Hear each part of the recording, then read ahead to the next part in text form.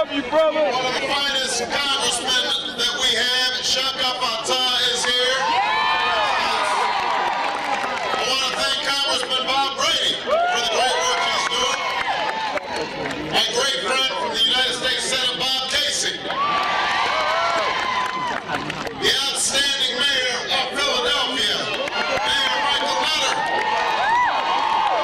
And one of the best governors in the country. Please give it up for Ed Rendell.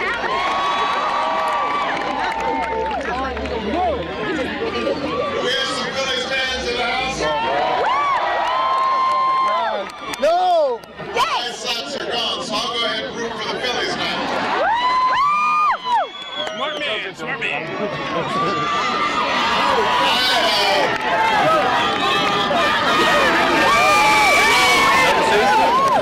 I know we meet at a moment of great uncertainty.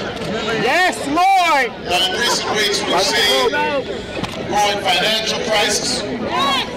That's threatening not just banks and businesses, but it's affecting you and your economic security as well. Add it up, baby, add it up! It's getting harder to get a loan for a car, that small business, the college that you dreamed of attending. Amen!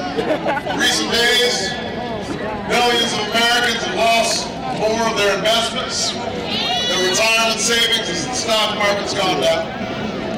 So I know these are difficult times. I know folks are worried. But I also know now's not the time for fear. Now's not the time for panic. Now's the time for resolve. Steady leadership. Because I know we can steer ourselves out of this crisis. This is a nation that's faced down war, Great Depression, great challenges, great threats. We've always seen that mountaintop from the deepest valley. We've always risen to the moment when the moment was hard, and we can do it again. We can restore confidence in our economy and renew that fundamental belief, Philadelphia, that here in America, our destiny is not written for us, it's written by us. That's what the founding fathers understood. That's what they meant when they declared independence. We have the ability to chart our own destiny. America's home to some of the greatest colleges and universities that are envy of the world. We're home of the biggest ideas and the greatest innovations in history that have come from our small businesses. We've got the hardest workers on earth. Folks who work 2 jobs, 3 jobs. They take the last bus home at night because they want something better for their children. And no one works harder than the folks here in Philly. Folks here in Pennsylvania. Just ask my friend Joe Biden, he'll tell you. So while it won't be easy, there's no reason we can't make this century another American century. But we're going to need some new leadership. We're going to need to chart a course. My opponent and I see things a little bit differently. I want to acknowledge that Senator McCain tried to tone down the rhetoric in his town hall meeting yesterday. I appreciated his reminder that we can disagree while still being respectful of each other. I'll say it again, Senator McCain has served this country with honor. I should have been doing He that. deserves our thanks for that. But when it comes to the economy, what families here in Pennsylvania are going through, Senator McCain still doesn't get it.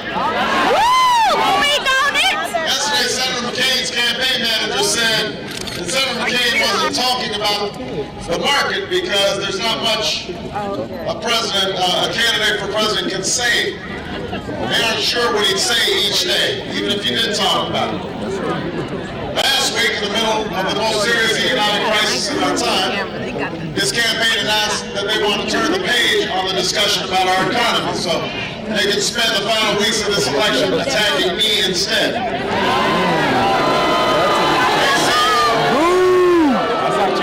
They say, and I quote, if we keep on talking about the economy, we're going to lose. So the last few days, we've seen a barrage of nasty insinuations and attacks. And I'm sure we'll see many more over the next 24 days. But here's the thing, Philadelphia. They can run misleading ads. They can pursue the politics of anything goes. They can try to change the subject. But they cannot do what they want to do because the American people understand what's going on. It's not going to work, not this time.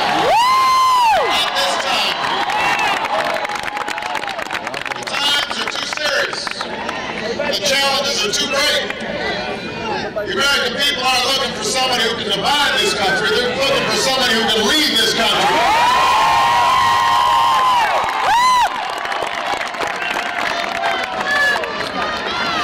We cannot afford 4 more years of the economic theory that we give more and more to the millionaires and the billionaires, and hope prosperity trickles down on everybody else. It's time to turn the page on the 8 years of economic policy. Wall Street before Main Street, it ended up hurting both. I was in a small town in Ohio the other day. This was 2 days ago. I was doing a bus tour about jobs in southern Ohio, and I went to a town called Georgetown in Ohio. Probably has a few thousand people. We stopped by a diner. I was with the governor there because I wanted a piece of pie. Because what kind of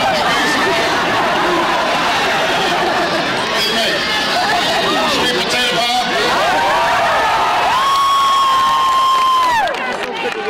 They didn't have sweet potato pie. Add pumpkin.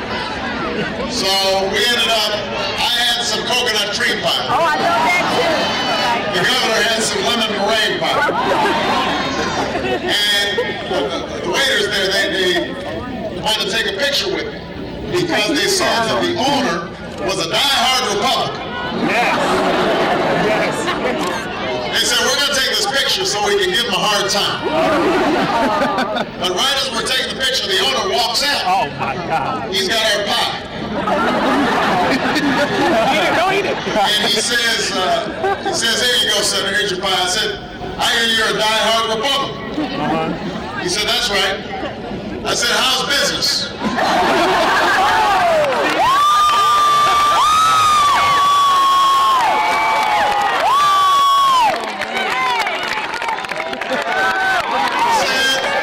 He said, not so good. There you go.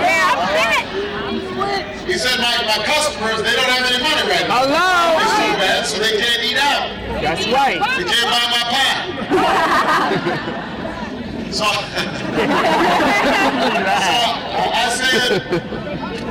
said, let me ask you something. How long you been a Republican? He said, my whole life. I said, who's in charge of the economy right now? He said, the Republicans.